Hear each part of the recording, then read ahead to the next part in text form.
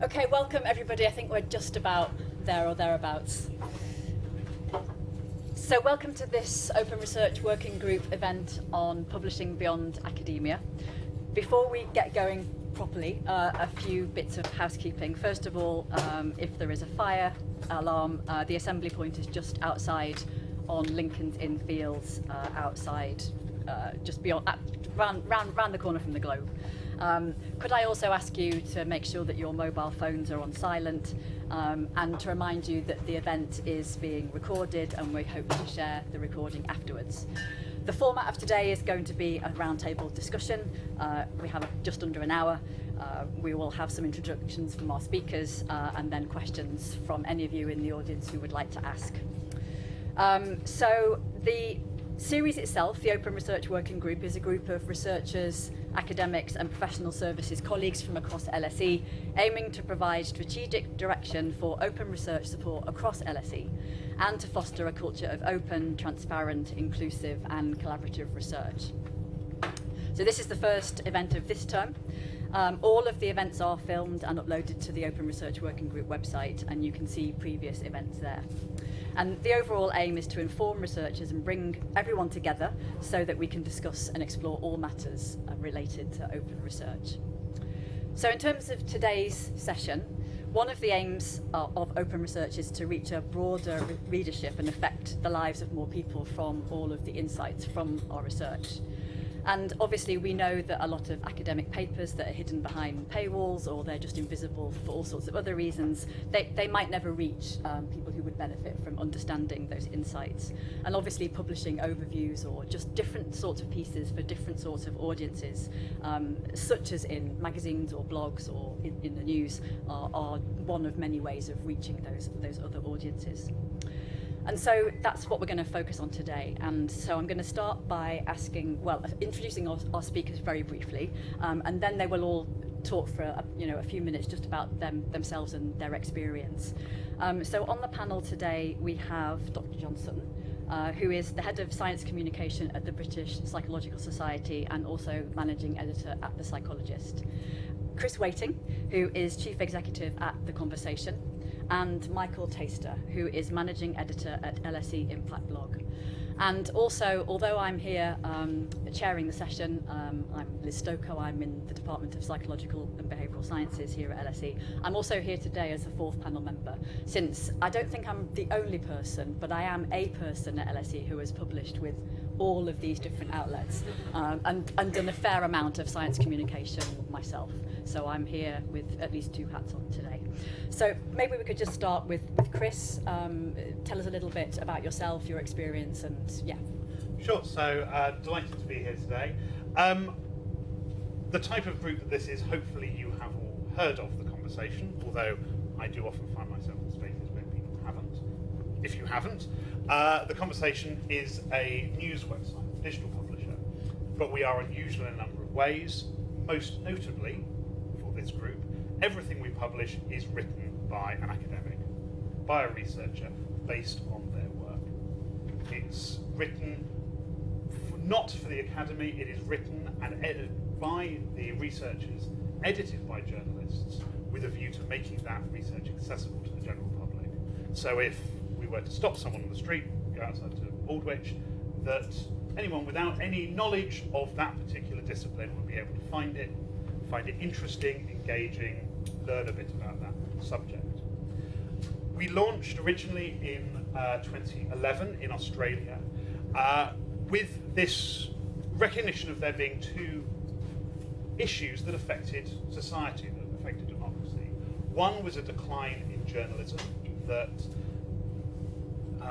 as you will all be aware, there are fewer and fewer news publications. The ones that exist have fewer specialists, and so you would go into a big national newspaper and they wouldn't have a dedicated science correspondent, they wouldn't have a dedicated health correspondent, that you would have a junior beat journalist who was trying to cover all of these things, doing their best, but without any deep expertise. And that meant the readers of these publications was missing out on all of the new work that was happening in these spaces. They weren't learning about the world around them. At the same time, you have universities where there was all of this knowledge, and it was locked away, not just in journals behind paywalls, but locked away because it is presented in a way that, if you are not in that field, you don't understand it. And so Andrew Jaspin, who founded the conversation, had this vision.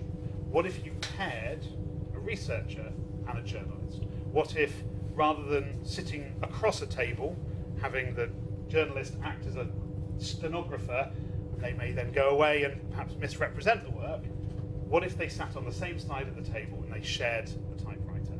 And that is, to today, how the conversation works. If you are commissioned by us, you will work with an editor, you will write a draft, they will come back with comments, and we don't publish it until both are happy with it. We now operate 9 editions around the world. We publish in 5 different languages, and each month our stories are read about 60 million times. Everything we publish is released under a Creative Commons license, and so about a third of those 60 million reads happen elsewhere, and that is everywhere from the Washington Post, CNN, the BBC, Le Monde, the Reuters news agency, all over the world. And that goes back to our mission. The second thing that is unusual for us as a digital publisher is that we are a charity. We exist to democratise knowledge. We don't exist to do journalism. At our core, what we are here to do is to take the amazing world-class research of institutions like LSE and around the UK and around the world and make it accessible to the public. Because by doing that, we think we strengthen society. That it leads to better policy making, but it also leads to people understanding their world, what happens with universities, and that's really, really important. I'm chief exec, which means that I'm responsible for us as a charity. But as I was saying on the way in, I'm always at pains to stress I am not a journalist myself. Most of the other people in the organisation are. And so if you have any questions about commissioning later on, I will do my best, but hopefully one of my colleagues who is an editor will be along later on so I can pass any comments to him. I've been here for about 6 years. The conversation in the UK is 11 years old, and we are really, really fortunate because as a charity, we are supported by the sector, that we are here because of the support of institutions like LSE. And so if you've not read us before, I encourage you to do that. And if you've not written for us before, I'd encourage you to go to the website and you can see how to pitch stories to us. Thank you. Thanks very much, Chris. Michael. Hi, yeah, I'm Michael Tuster. I'm the managing editor of the LSE Impact Blog, and hopefully I think most of the people in this room should be aware of the London School of Economics blogs platform, which is one of the largest blogging platforms for social science research in the UK and possibly the world. And similarly to the sort of origins of the conversation, it stems out of that early sort of 2010s, mid-2010s period when blogging was perhaps kind of cool. I'm not sure if it ever was really cool, but there was a sense that this kind of short-form, immediate academic writing was of particular value and interest, and that is roughly where the origins of the blogs were, particularly around the debates that were happening around Brexit and the sort of big political questions that were gaining public engagement interest and had particular salience to social sciences at that period. So I suppose the question is, what do I do as a managing editor of the blog? I run every aspect of the LSE Impact Blog, and just to give a more detail about the blogs platform, there are 5 full-time editors at LSE, and their editorial focuses are on British politics, European politics, book reviews of new and contemporary books in the social sciences, business, and my own blog, the Impact Blog, which focuses on the production, communication, and impact of research in the social sciences. And I suppose that is, to put it into more kind of practical terms, looking at issues around academic publishing, open science, around the impact agenda that is linked into REF and research assessment regimes, but also around kind of, I guess, meta issues in research, around research communication. How do you use social media? How do you organise research in ways which are ethically responsible and create good environments for doing research? So there's a sense that it's perhaps a sort of academic-facing conversation about research on research and how it can be done better. And as an editor, I effectively manage the whole aspect of this blog. So I am commissioning content, so keeping abreast of fields of research that are happening across these different areas. I'm editing it, so all of the LSE blogs have a dedicated editor who provides the kind of relationship you were talking, but perhaps less from a sort of journalistic point of view, but more a kind of short form academic engaged writing editorial background sort of perspective. And then I'm also doing the production and promotion, so I'm sort of setting it and then promoting it across our social media channels. And I suppose the value of what we offer here is really having the kind of ready-built, long-lasting audience that the blogs have created over their decade of existence. So there is a community of practice and interest who is reading and writing for the blog, which you can tap into if you write for us. And I think for academics who often feel like they perhaps have to create everything from scratch when they're doing their research communications, having these kind of infrastructures around is incredibly helpful. And I think that's one of the real added values that we provide as a blogs platform. How did I get into it? I suppose my background is interested in research on research itself. So before I was an editor at LSE Impact Blog, I was researching learned societies and open access and how that was reshaping academic organisations. And I think I've sort of taken that perspective through into the blog. So I'm always interested in how sort of the kind of medium shapes the message and that interaction between communication and research and eventual audiences. So I think that's the kind of line that runs through my experience there. And if you're doing work in that area, I'd be more than happy to talk to you at any point or help connect you to other editors at LSE Blogs. So yeah, that's me. Yeah, Dr. John Sutton, this is the first outing for my retitled role of Head of Science Communications, which was done because to reflect how the role has evolved over the now 25 years I've been doing it. So it's become far less analogue, much more multi-platform. We're the magazine of the British Psychological Society, which in print we go to around 45,000 members of the British Psychological Society 10 times a year.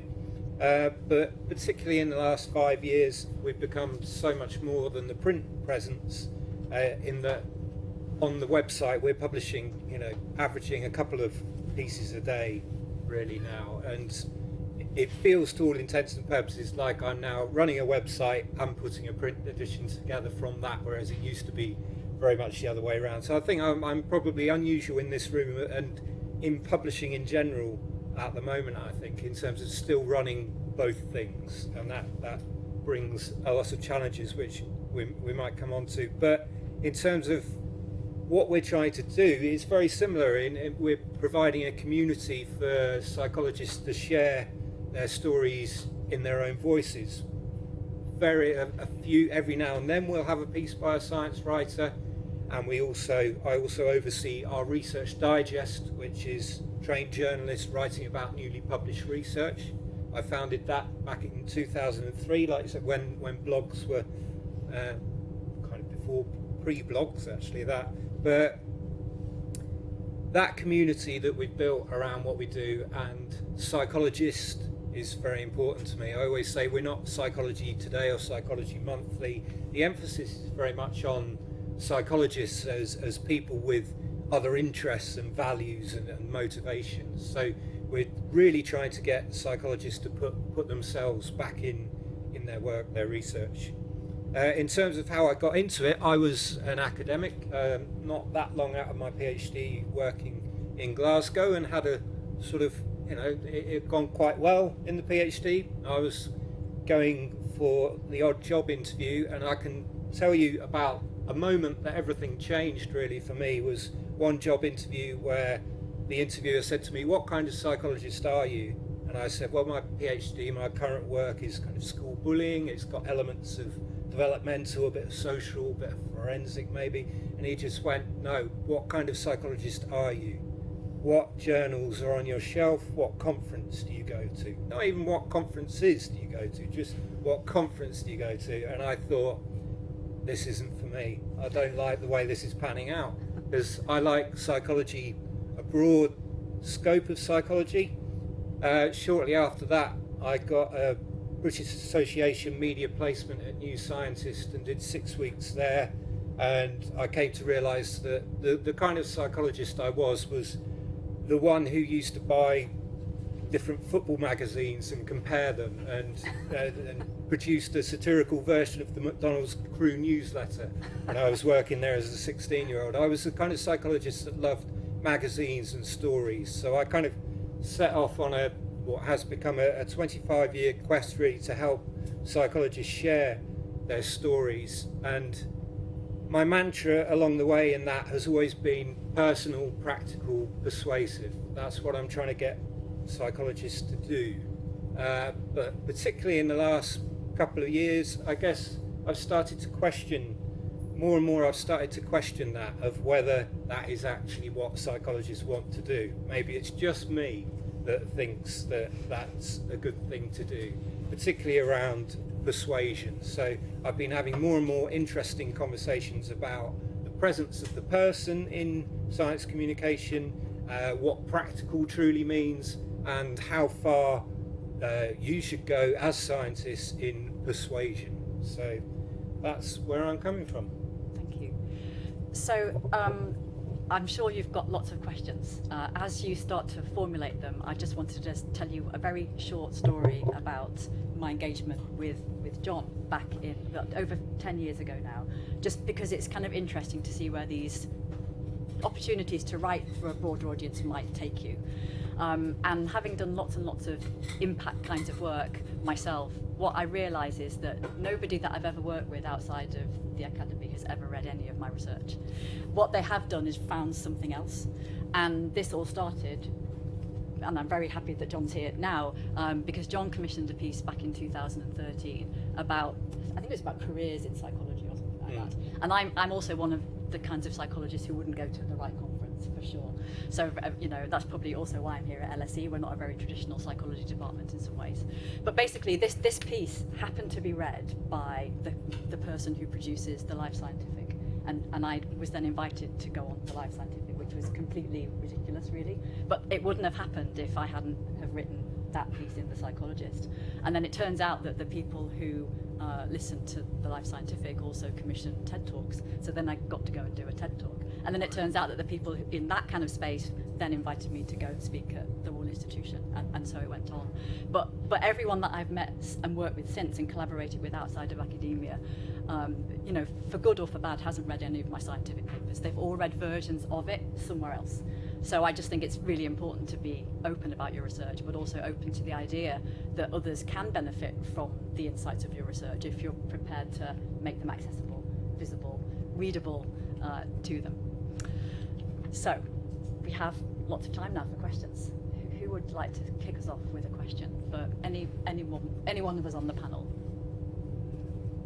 Don't be shy.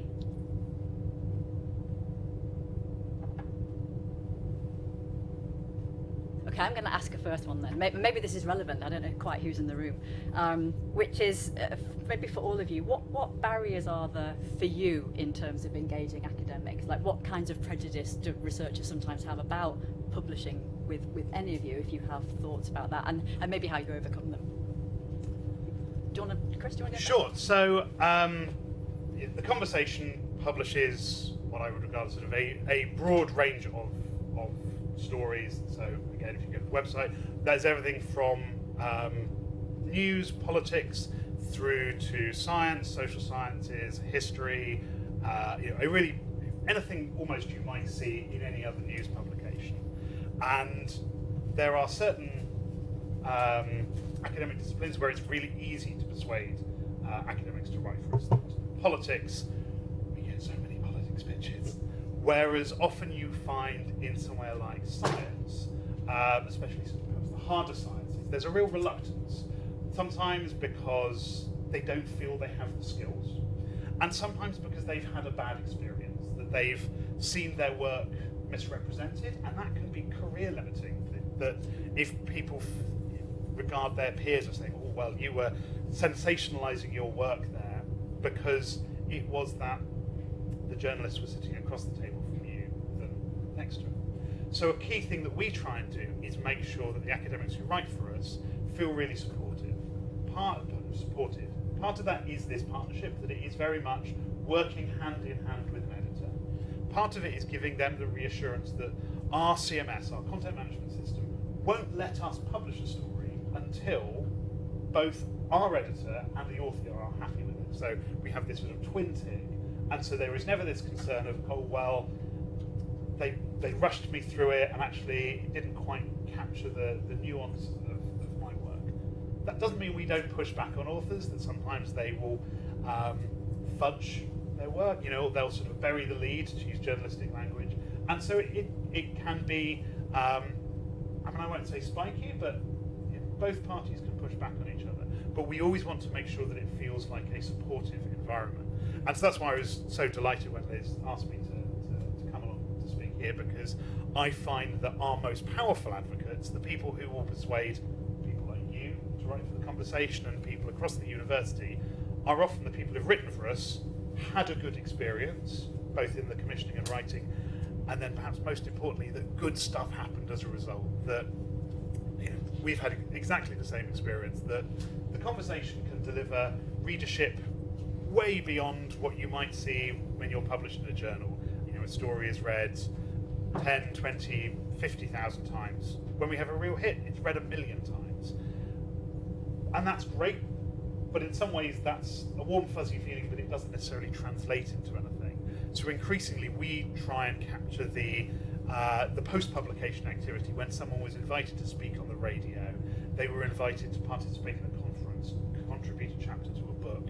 How do we record all of those things? Because we know, as institutional leaders, you will need to measure impact, turns into case studies and so on. But it's all a little bit anecdotal. We need to work with the people who wrote for us, so they let us know, and it becomes this sort of virtuous cycle. But the core thing is giving people a good time and then letting them advocate for doing it to rooms like this. I would echo a lot of those points, particularly around editorial support, and having that relationship with the academic is really important to sort of overcoming any reluctance. But I think the main thing in my experience as an editor is there's a sense that you shouldn't be self-promoting and talking about your research beyond the paper, because the paper is self-explanatory, and if people want to find it, it's there and they can read it. And I think that's quite a hard thing to to get beyond, because in a sense it sort of stops you from taking the first step, which is asking an editor or approaching an outlet to see whether your work would be of interest. So it's there's a barrier there. But I think also the question around self-promotion is tricky, because it's sort of an academic virtue not to do it. And I suppose editorially, when I've kind of tried to have these discussions with academics who are a bit uncertain about should I be talking about my research in a more kind of open register, I think it's really about what motivated them to do it in the first instance. And I think behind every research paper, even quite often quite sort of quantitative, hard sciencey, hard research, there's always a kind of a personal motivation and a reason why they did it, and a reason for then wanting to communicate it in about a way which isn't just simply the sort of introduction methods, research analysis, discussion mode. And I think having that opportunity to talk more discursively and openly about research is incredibly valuable for building those kind of serendipitous connections that we've talked about. Yeah, I think just to add to that, my view is often that there has to be emotion in it. There is emotion in science, and we should not be scared of that. I've got a quote from Marion Roach's book, The Memoir Project. She says, "Let us into your story by shedding light on our own dilemmas, fears, happiness, or wide-eyed wonder. You have to give readers a reason for this thing to live on in our hearts and minds." And I think everyone is a little bit reticent when it comes to things like that. In psychology, there's a thing called the liking gap. We underestimate how much people will like us, how much people will care about us as people, really. And because a lot of what we do on The Psychologist is interview based, we are asking people to open up to those emotions and those values and kind of deeper things. And I suppose the main kind of challenge that I end up having with that kind of content is people who do it, they agree to do it, but then potentially when they see it, when they see the black and white of what they've said, they're like, actually, I don't like how I'm coming across there. I might tone that down. I might make it what I think I should have said rather than what I actually said, and that never ever improves a piece in my experience. So I think 9 times out of 10, when I'm commissioning, I think is pretty smooth. I think people are really keen to reach that community, reach that audience, but the reticence, I think, is around the kind of scientist as character, even though it's such a proven storytelling method. It's kind of beyond doubt that it's a way to make what you say more engaging, but not only more engaging, more memorable afterwards if you've told it with those elements of story in it. And that doesn't have to be a big kind of, spinning a yarn, a really extravagant tale. It can just be little bits of scaffolding of a story structure that just help propel the piece along and come to some kind of resolution at the end where people are going to remember it because a question at the start has been answered at the end. Just today published a piece on our website from David Robson, the science writer, and he talks about that kind of progression through a piece and the importance of tying up resolving at least one question, even if inevitably lots of unanswered questions are going to remain. Thank you. Okay, so there's one here and then yourself. Yeah.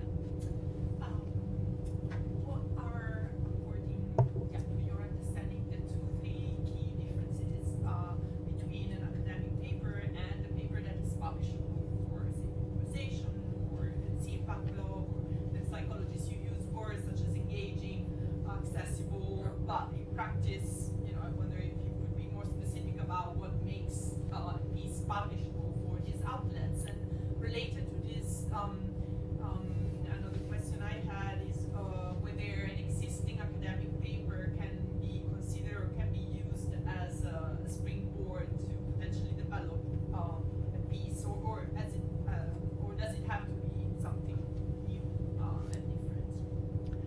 Who'd like to go first? One point, I often feel like a dichotomy is set up between journal articles and these kind of wider outlets. And I don't think it necessarily is always that way or has to be that way. I think there can be journal articles that are beautifully written and do contain all the sorts of things that I'm talking about. And I think that is only going to shift more if the next generation of academics kind of take it upon themselves as journal editors and things like that to change that. So I think there's that side of it. I mean, in practical terms, in terms of what I kind of look for compared with a journal article, I guess the kind of what it all means and why it's important in a journal article often comes right at the end. And yes, endings are important, but often it's too late by then. You've lost the reader. So an awful lot of my daily work seems to be taking that bit and putting it up there. So yeah. I mean, I think from what John was saying earlier on about telling stories is really important, and you are telling a story in a journal article. It's just a different way of telling that story, and it comes onto it. I mean, again, thinking about the way you've said that you commission and put together a magazine for psychologists, that a key thing I think for anyone who is writing anything, is true for writing for us, I'm sure of these publications, is thinking about your audience. Who are you trying to speak to? And so for the conversation, we always say it's the general public, which is sometimes unhelpfully vague. And so if you work with one of our editors, they will sometimes try and narrow that down a little bit further. We know many policymakers read the conversation, but we are not a publication for policymakers.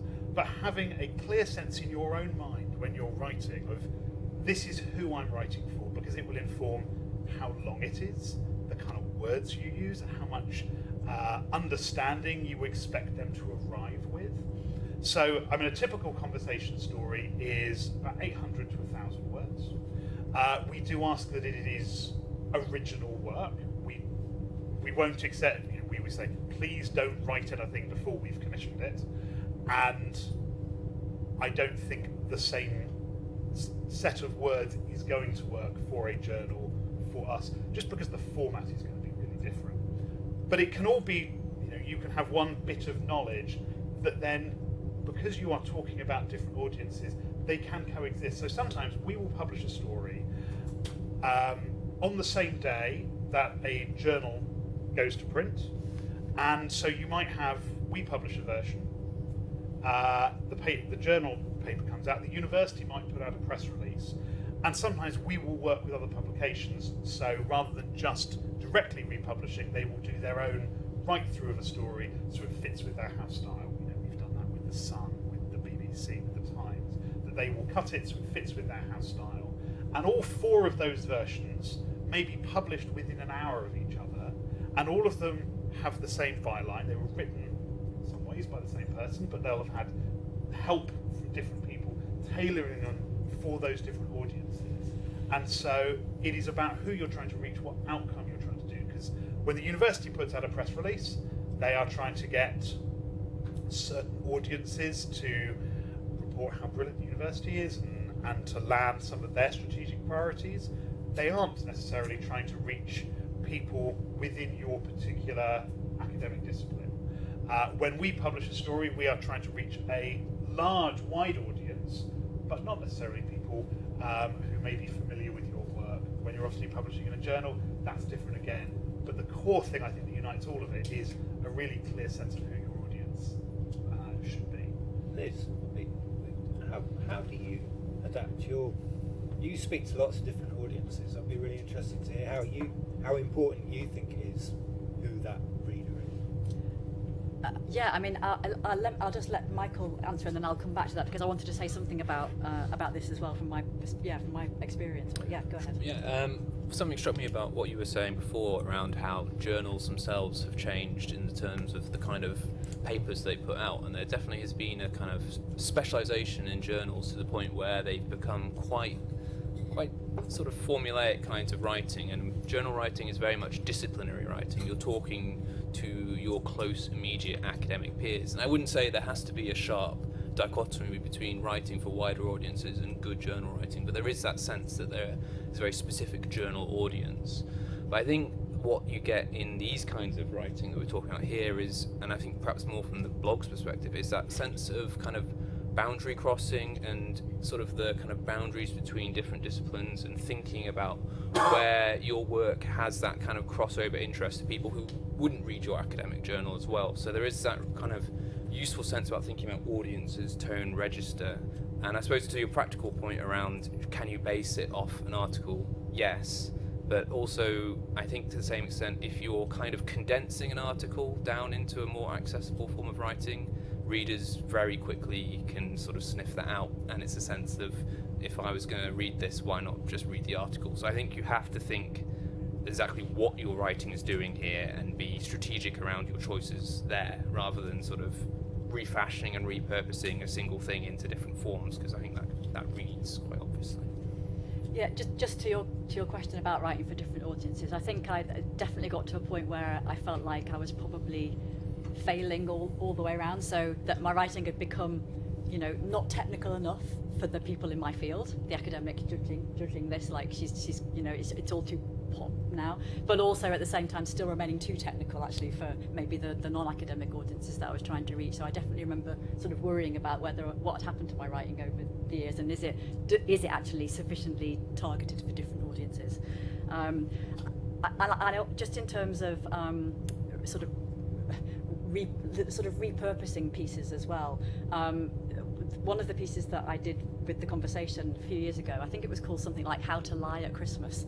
And it was basically about, how to receive a gift that you don't really like. And because a lot of my research is on how people talk to each other, it was an adaptation of a bunch of different pieces of research that was all channeled towards addressing that question, and obviously timed to be published at Christmas. And then another piece last year for the Impact Blog was a very highly technical topic modelling analysis of ref environment statements, which might immediately just send people straight to sleep.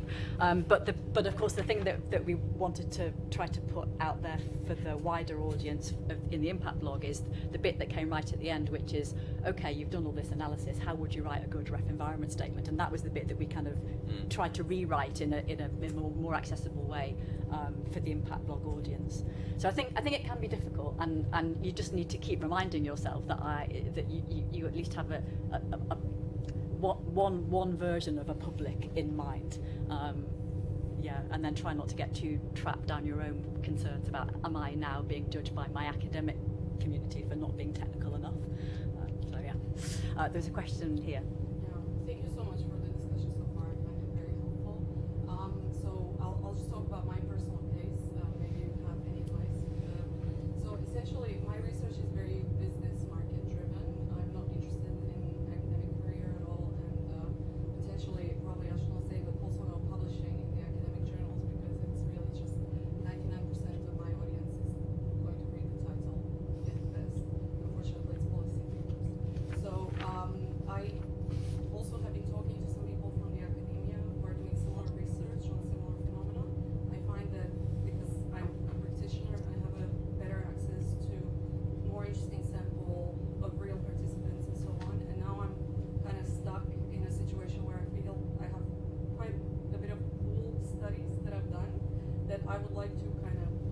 publish and show to the world, but not necessarily in the journal environment.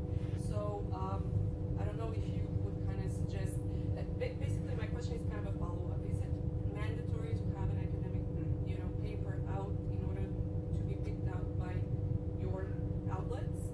Is it recommended? What's the percentage of things that get published? What would you suggest in this particular case? Yeah, that's such a good question. Yeah, do you need a research outlet, your sort of anchor, before you sail some of the boats from it, or Because what gives the legitimacy to the research that I've done? You know, because I know that people that I work with, they don't care about the academic journal, but they'll say, oh yeah, she published that journal, so it must be really good, but they'll never read it.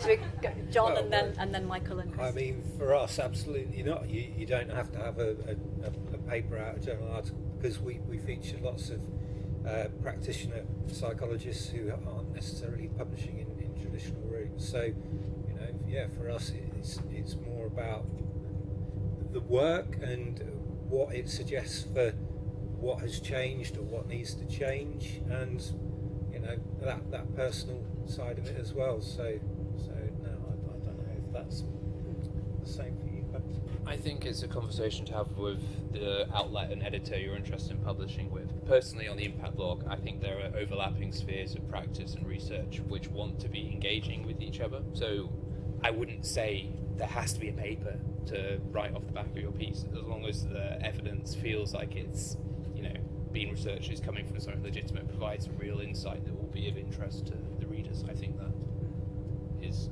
what I would consider. I suppose it depends on what you actually want to say and whether it requires some evidence of a particular type or not. I mean, I gave the example before of publishing 4 different versions of a piece of research within an hour. That's one extreme. But absolutely, we publish all the time from people who are sometimes years away from publishing their research, that there are basically 2 categories of story we publish. One is something that is very much drawn from the headlines. We are ultimately a news publisher. And so again, if you check out our homepage, we will have stuff about Trump and tariffs and the EU, because people are interested in that, and that we want to make sure that we are covering those things, but with an expert perspective. And so you are always welcome to pitch to us if you say, well, actually, my work is directly relevant to this moment. And that's really, really important. There's also stuff like the piece that Liz wrote for us. I mean, if you look, I'm sure if we look at your readership, I would guarantee we resurface that every 12 months. You'll get a big spike in that in the sort of around the 20th of December. And then we also publish stories which are our equivalent of exclusives that you won't find anywhere else and are drawn from research. That doesn't have to be the same time you are publishing in a journal. We do like to link through to research where we can, in the same way that we believe in open publishing. We are available under Creative Commons. If something is an open access journal, great, we will link through to it, but it doesn't have to be like that. And so, yes, if you have a great reason to write for us, a compelling story that you think will engage our readers, you can just pitch it straight away. You asked about how many do we accept. We publish the UK edition around 70 to 100 stories a week. We receive more pitches than we can publish. I think the average would be about 1 in 3 pitches are successful, but those numbers really vary. Like, we get dozens a day in politics, because politics academics have lots of thoughts about things, and there's a lot of news hooks that they all want to talk about elections and things that are happening today. Whereas if you are pitching a science story, your odds are probably higher. But that's not the only route into publishing with us. That we have a knowledge of the research happening across our member universities, and so our editors will proactively reach out and say, "Oh, there's something happening here. I'm looking for an expert on this," and we will go out and proactively approach people. And we also send out an email every weekday to our member universities saying, "These are some of the things we'd like to cover in the next few days." They go to the comms team, the research team, and so they can go, "Oh, actually, we've got someone who's really good on that." Again, there's never a guarantee, but making contact with our editors increases your odds. The final thing I would say is we provide training. So there are interactive live training sessions we give to our member universities. We've been talking to Liz about how LSE can best make use of it. But we also provide on-demand training, so kind of it's delivered through Teachable. Anyone with an LSE email address can sign up and do those. That means you have a sense of how we work. We also know that you've done the training, and so that all kind of helps. No guarantee, but it helps. Michael? I just think something else that occurred to me then is I think for the LSE blogs what we would say we'd want would be evidence-based. And I think where that evidence comes from is something you discuss. I think just to make a further point as well, I think something that's often sort of underestimated in terms of engaging sort of beyond journal writing is synthesis and expert synthesis.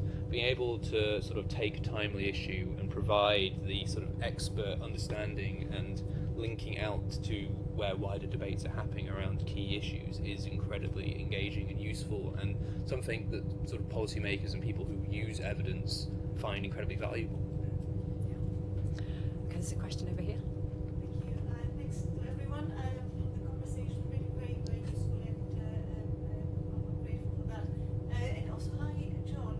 I wrote an article 20 years ago as I was starting my career as an academic.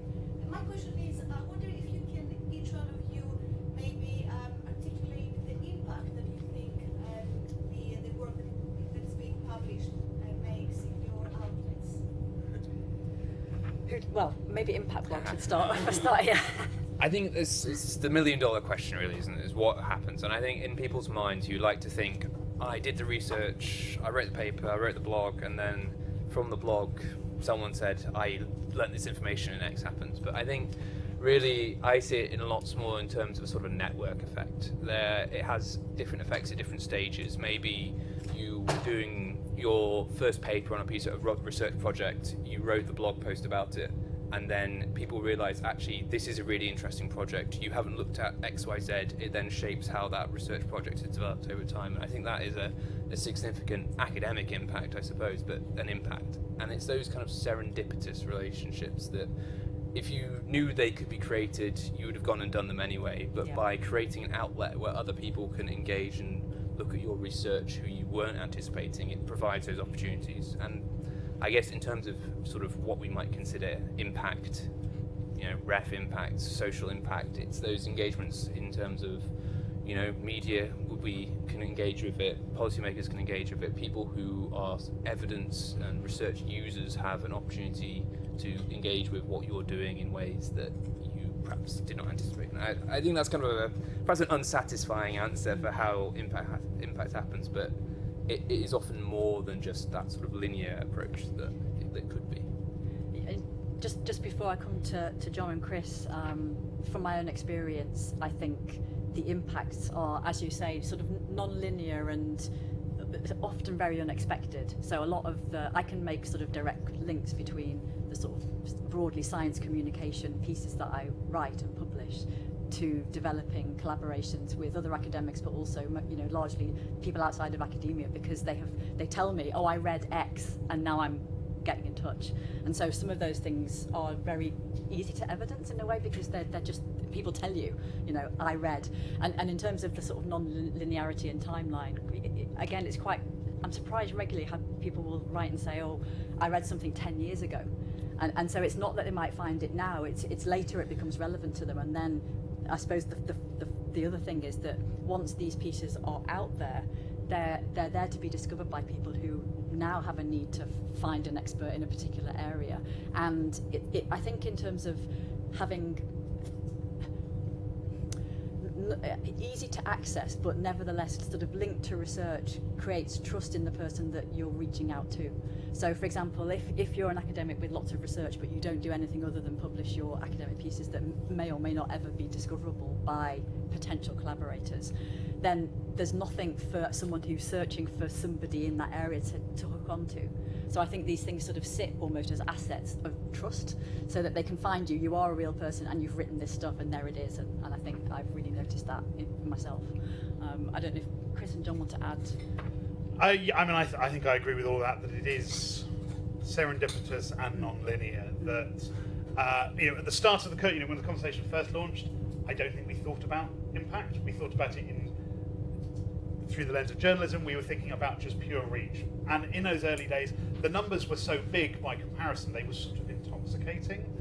And it's only over time that we said, well, actually, as they've been on a sort of roller coaster, that we've had many publishers who will take take loads of our stories, get millions of reads, but it doesn't necessarily get many reads back to us or much sort of attribution.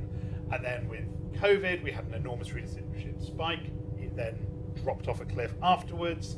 We've got problems with kind of Google sending traffic our way. So there's an ongoing kind of battle with all of that, which is why we've been increasingly thinking about impact, defining kind of what is it, how do we measure it, what can we do to amplify it. And so we have case studies that people tell us, and it is this question about asking that if you write for the conversation, you will get an email about 2 weeks after we publish saying, did anything happen? And then you'll get another one 6 months later to that sort of, it can be sometime afterwards saying, let us know. And a lot of those, nobody tells us anything. That doesn't mean nothing happened, it just means it was another email that they sort of ignored. But where people do tell us, there are fantastic things. But that asking, I think, is really important because I'm not doing this as a sales pitch. We have a commercial subsidiary called Universal Impact, which provides additional training and a range of other services for universities in this sort of space. And a few years back, as part of the kind of the ref cycle, we were working with a number of universities to help them with some of their impact case studies. And it was fascinating applying essentially an investigative journalist's approach to all of this, that they would sit down with a researcher and say, well, what did you do? And the researcher would tell them. And then the journalist would say, well, what happened next? And they go, well, I don't know. Did you ask them? Did you phone up that business you worked with? Did you speak to these people again? And then you do that, and suddenly you find this gold. And so actually, there is always a problem with it, that it is a little bit anecdotal, but there is so much out there if you can systematically go out there and try and track it, that for us, we know we miss loads. That 2 years ago, we had a piece of work done which looked at people linking to the conversation. So rather than just republishing it, who linked to the conversation. And we were staggered to discover we were the 14th most linked to news brand in the world. We are not the 14th best known news brand in the world. But because we make important knowledge accessible, because we are free to read, free to link to, suddenly you have governments all over the world who need to talk about something in a select committee paper, in a briefing paper, and they link to us because that makes it available. And so since then we've been trying to kind of improve the way we capture all of that, because there's all this stuff that's out there, but it is hard to find and it takes real effort. Yeah, that'll have a real impact on what I do. I think that post-publication capturing it is so important, partly because it is so gratifying for the scientists and for me as an editor. It is literally the best thing, is getting that kind of feedback. I think we had a slot for a few years at Latitude Festival, and one year we did it was Sarah Jane Blakemore around teenagers, and about a year after, I got an email from someone who wasn't a psychologist, wasn't an academic, just said, I just wanted you to know that I attended that talk with my teenage son, and it really changed the way I saw our relationship. And that's just absolute gold. Like you say, we had a You and Your Baby leaflet that went out with the magazine, evidence-based tips. Mothercare got hold of a copy somehow and ended up publishing 20,000 of them, distributing through their stores. It's that kind of thing that really make it feel worthwhile. It's like you say, wider, unexpected impact, I guess. We have time for a quick question and quick answers, and then I'm looking at the clock. Go on, Kieran. So what do you think are for the next 10 years maybe, what are going to be the most important modes of communicating beyond academia? Accessible writing will still be important, but there are other ways, like video or interesting ways of communicating data or Wikipedia. What should the next generation of researchers have their eye on, as well as just how they write other people? Great final question.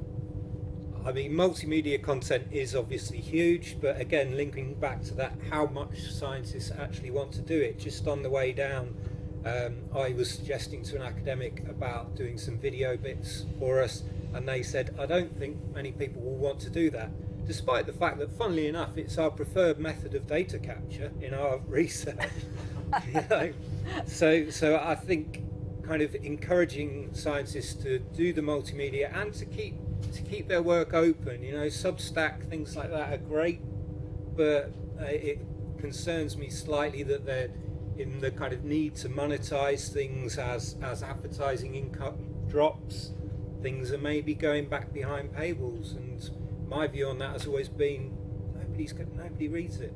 You know, you can do it. You might make a bit of money from it, but the readership will fall off a cliff.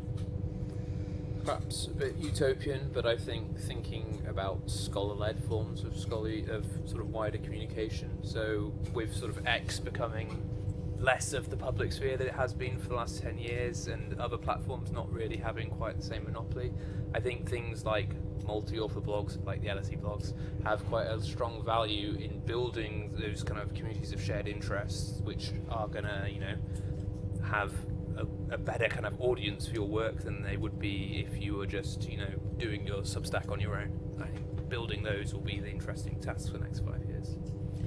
And I think I would add, you know, I think those points are absolutely right. To go back to where I started, it kind of depends where your audience is. That if you start by thinking about who are you trying to reach, where are they, and let that dictate how you're telling your story, whether that is multimedia, short form video, podcasts, you know, all the Substack, newsletters are enormously powerful. I mean, we've launched, I think, 5 newsletters in the last 12 months. Those sort of things are really, really powerful. I mean, the final thing that is scary, and I don't have a really good answer on, but we were talking about just before the panel started, is the rise of AI. That for us, Google has always been a major driver of traffic to us, as with all news websites. And that has been declining over recent years, that we are still a trusted authority as far as they're concerned, but they want to keep people on their site. They've got their kind of AI-produced answers at the top, and often that's enough to keep someone there. It answers their question, they don't click through. That's sort of worrying.